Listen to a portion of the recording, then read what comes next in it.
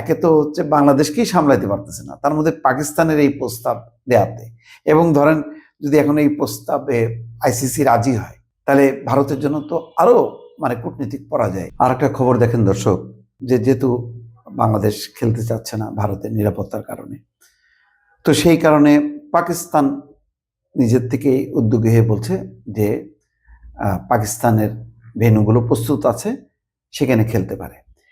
কিন্তু এখন বিষয়টা কূটনৈতিক এবং রাজনৈতিক পর্যায়ে চলে গেছে।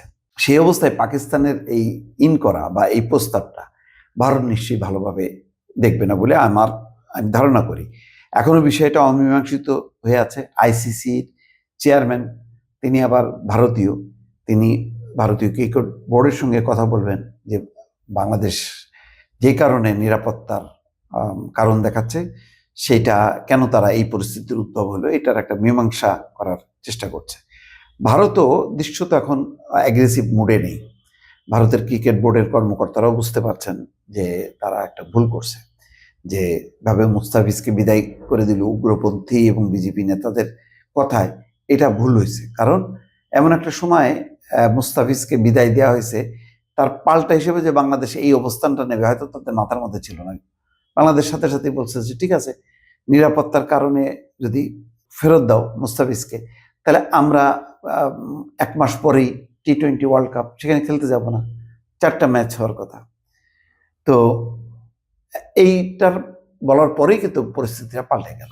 আরো বিষয়টাই দাঁড়ালো যে মুস্তাফিজকে এই অপমানটা বাংলাদেশ ক্রিকেট দলের সব সদস্যদের মধ্যে এটা সঞ্চারিত হলো যে এটা এক ধরনের অপমান এবং অসম্মান। তো বাংলাদেশেও কিন্তু এটা ধারণ করলো স্বাভাবিকভাবে। বাংলাদেশের একজন জাতীয় প্লেয়ার মানে তো সে বাংলাদেশকে রিপ্রেজেন্ট করে। তো বাংলাদেশের পক্ষ থেকে যেটা হলো যে IPL বন্ধ হয়ে গেল, তার মানে এই বিষয়টা কিন্তু এখন ওই খেলার পর্যায়ে নেই, এটা একটা কূটনীতিক সংকটের দিকে গড়ালো। এবং জয়শঙ্কর বাংলাদেশে আসলো, কূটনীতির বরফ গড়ল এবং বন্ধুত্বের হাত বাড়ায় দিল বিএনপির দিকে। প্রণয় বর্মা কালকেও দেখা করছে। তো এর কারণটা কি? এর কারণটা হলো যে তারা বাংলাদেশের আগামী যেই সরকার আসবে সেই সরকারের সাথে তারা সম্পর্ক উন্নয়ন করতে চায়। কারণ এখন যে পরিস্থিতিটা, এই পরিস্থিতিটা দুই দেশের জন্যই স্বস্তিকর না। এই অস্বস্তিকর অবস্থা থেকে তারা বেরোনোর যখন চেষ্টা করতেছে, ঠিক সেই সময় এই ঘটনাটা ঘটলো। তা এর মধ্যে পাকিস্তানও আবার ঢুকে পড়লো।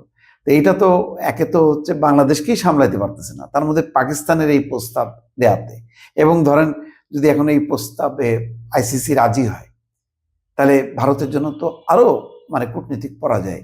যে ভারতের এখন আপ্রাণ চেষ্টা হলো চীন এবং পাকিস্তানকে ঠেকানো।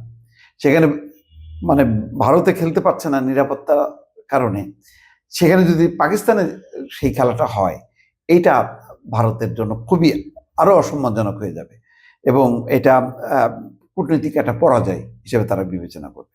ফলে এই খেলাকে কেন্দ্র করে এবং বাংলাদেশের অবস্থানকে কেন্দ্র করে, বাংলাদেশের অবস্থানটা খুব এত একটা সঠিক অবস্থানে আছে, এটা ভারতীয় প্লেয়ারের সাথেও যদি এরকম করা হতো এবং ভারত যদি সেই ক্ষেত্রে এই সিদ্ধান্তটা নিত, সেটা যেমন সঠিক, বাংলাদেশের মুস্তাফিজকে ঘিরে বাংলাদেশের সংশ্লিষ্ট কর্তৃপক্ষ যা সিদ্ধান্ত নিচ্ছে সেটা সঠিক।